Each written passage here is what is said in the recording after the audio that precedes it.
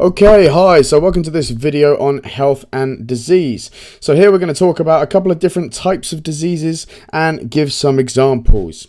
So, first of all, let's dive straight in with a definition, and that is of health, right? So what is health?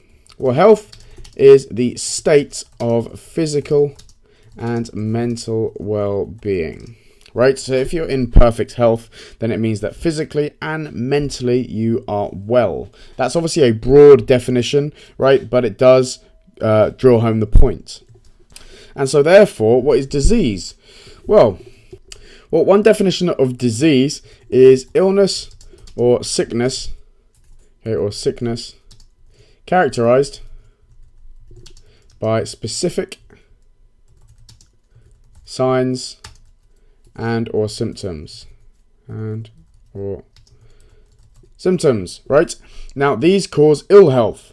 Okay, they cause ill health. They're not the only things that can cause ill health. Your health can be affected by things which are not diseases. That's important to realize. But one major cause of ill health is disease, and that is why those two are linked as topics. Now, if we're speaking really broadly, diseases can be put into two categories. Right, those categories are communicable diseases and non-communicable diseases. Right, those are long words. What do they mean? Well, a communicable disease is one which can be communicated from one organism to another. Right, or if you're speaking more simply, they are diseases which can be spread from one organism to another. Right, notice I didn't say from one person to another, because we can actually get diseases from animals. It's not only other humans that can give us diseases. Okay, often the thing which is spreading these diseases is what's known as a pathogen. Yeah, so these are usually spread by a pathogen.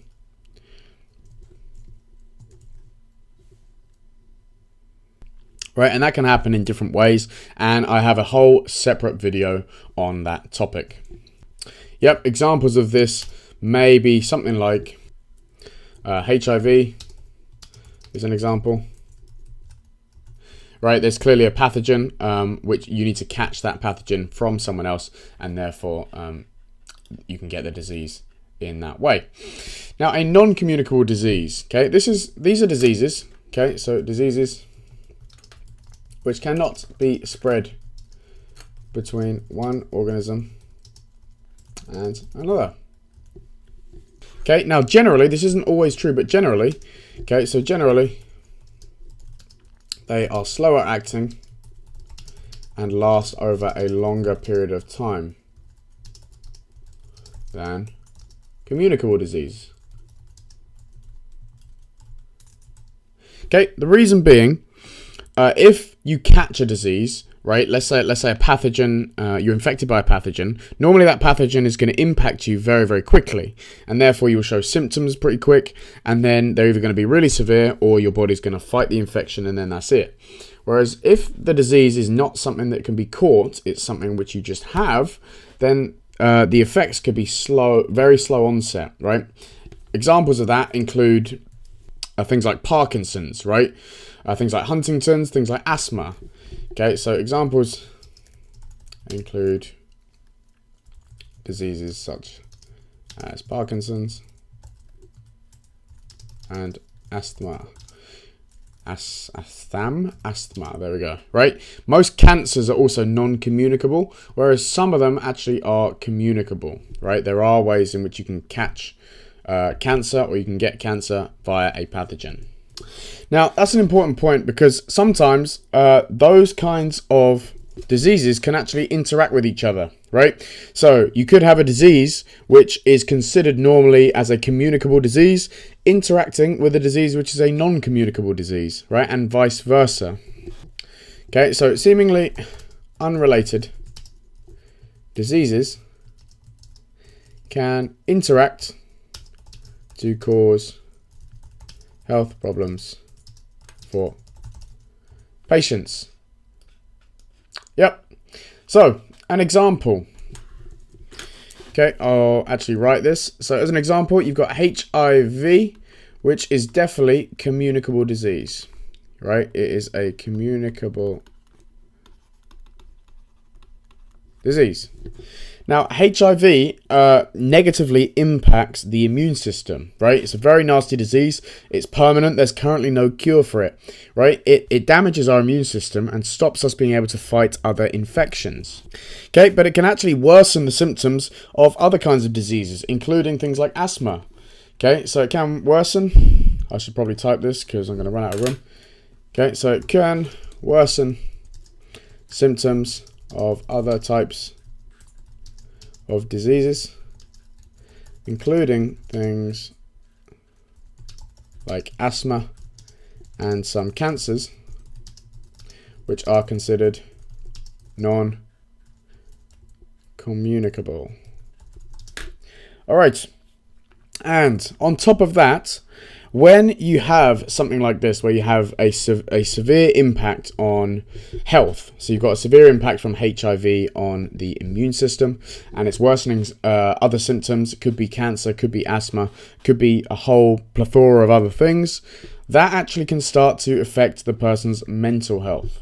Yeah, so these severe illnesses can cause negative impacts on mental health.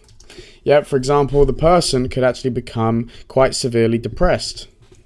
And severe depression and stress actually causes lots and lots of physical problems as well as mental problems, right? The two are very, very related. And there is still loads and loads of research going into the links between mental health and physical health, but there is a definite link, a very strong link between the two. And so if physical health is impacted, then mental health can be impacted. Vice versa, if mental health is impacted, then that can impact physical health, right? It decreases the strength of the immune system, increases blood pressure, stuff like that, and that can cause problems for the person as well. So these things are very, very related. Yep, and you just need to know that even though we consider some diseases communicable, some diseases non-communicable, there is a very, very fine line, and there is a definite link between the two, and they can affect each other, right? There are other factors which also affect health and can increase or decrease the chances of disease, right? Those include your diet. Clearly, if you have a really bad diet and you don't get enough nutrients, then that negatively affects your immune system. It increases your chance of getting obesity. That can lead to all sorts of health problems, right? And so various different factors in lifestyle also affect your health and your chances of disease. All right, so that was just an overview, right, of health and disease. Stay tuned for my video on communicable diseases, in which I go into a lot more detail about infectious disease, but I hope that made sense. If it didn't, feel free to put a comment in the box below or send me a direct email by using the link and I'll get back to you. But as usual, please like and subscribe because it really helps me out and you'll be notified when new videos become available. Thank you very much for watching. Look forward to seeing you in the next one.